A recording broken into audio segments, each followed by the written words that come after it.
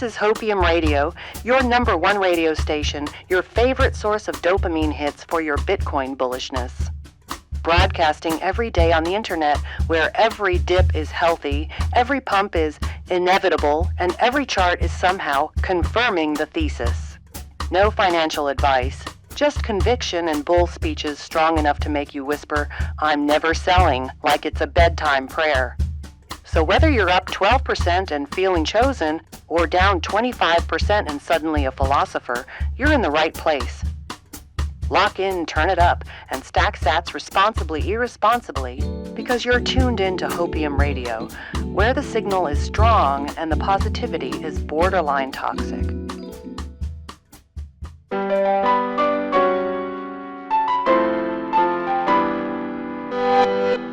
Good evening.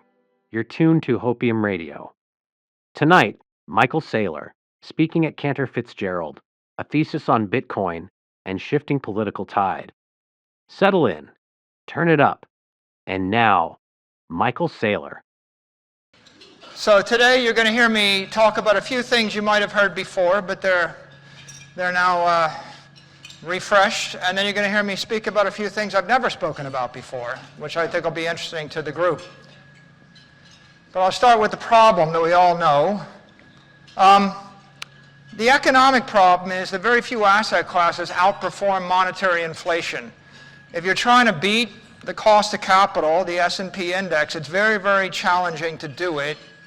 And everybody in the world is looking for a solution to this problem. The companies don't have a solution. If the company can't grow 15% a year or more, institutional investors lose interest, liquidity in the stock dries up, there is no options market. And companies are required by normal Treasury rules to use U.S. Treasuries as their capital asset. And if a company is sitting on top of Treasury bills, they're losing 10% of their capital a year. They're underperforming the cost of capital by 10%. $100 billion of capital is going to cost your shareholders $10 billion a year. So companies are, in essence, type 1 diabetics. Every company with the Treasury strategy is a diabetic. You're in essence bleeding capital off your balance sheet. And of course, intelligent CEOs or CFOs understand that, so their solution, of course, is just give away all the money.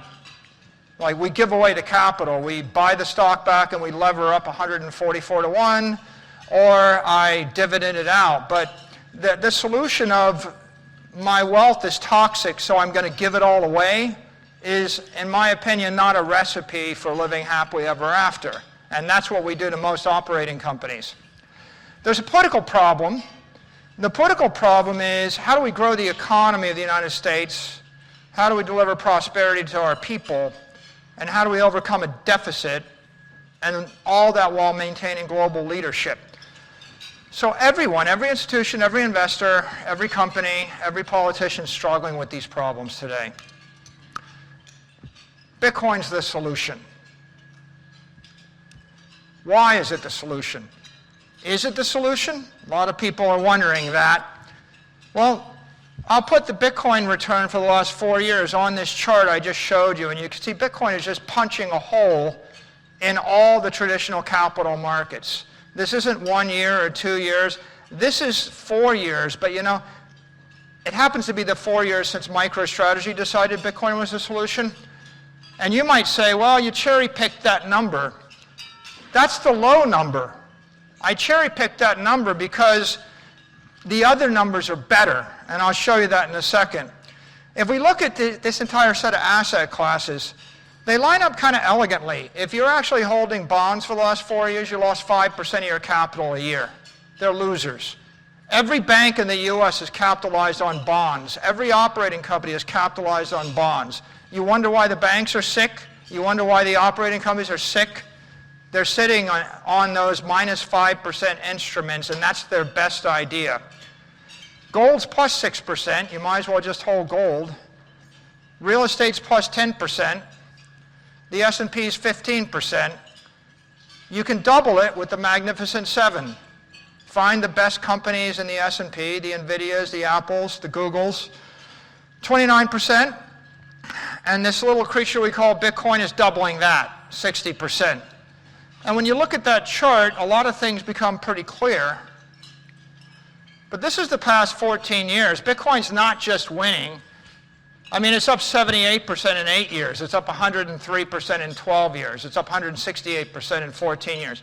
It's consistently winning, and at some point, if you look at the numbers, you start to wonder, well, why is it winning, and is this a fluke? And the irony, of course, is that you still get questions from the normies every day, like, well, when does the run stop?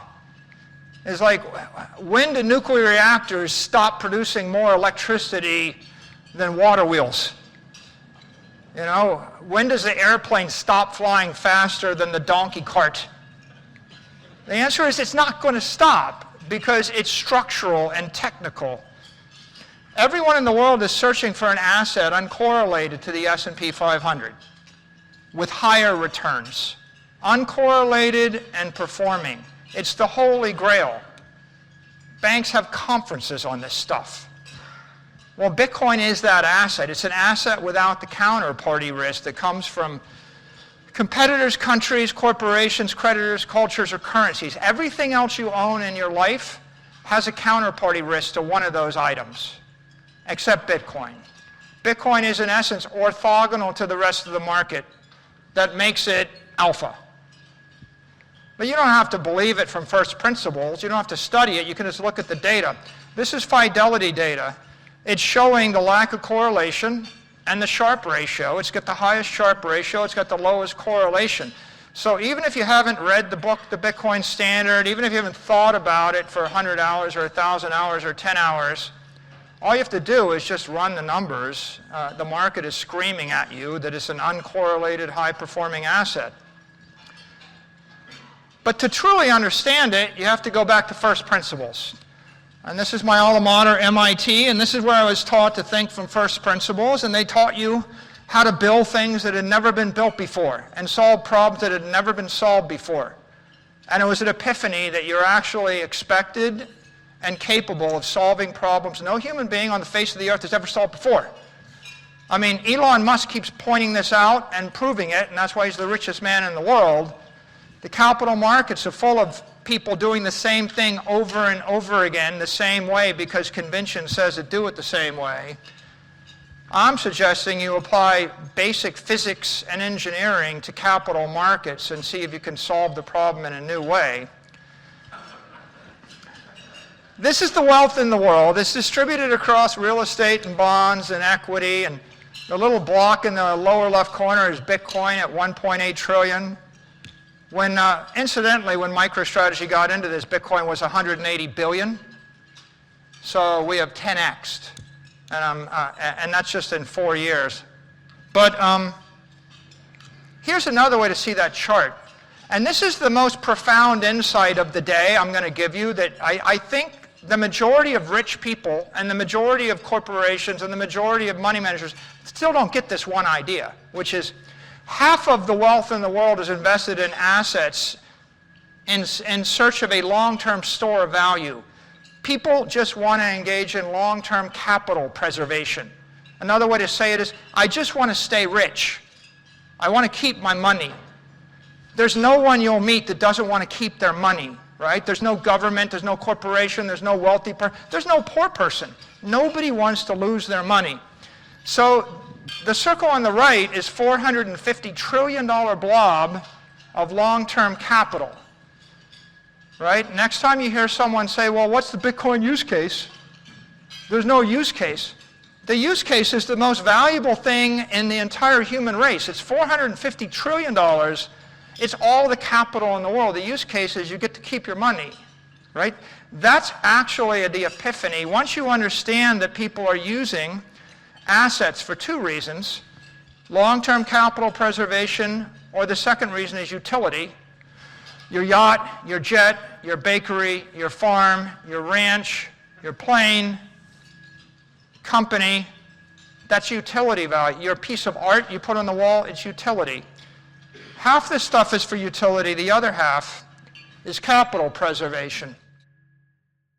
And that concludes the first part of Michael Saylor's address.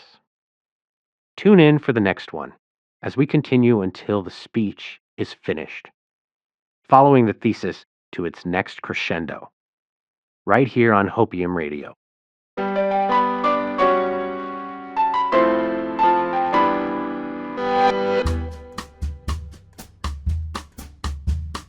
This is Hopium Radio, your number one radio station, your favorite source of dopamine hits for your Bitcoin bullishness. Broadcasting every day on the internet where every dip is healthy, every pump is inevitable, and every chart is somehow confirming the thesis.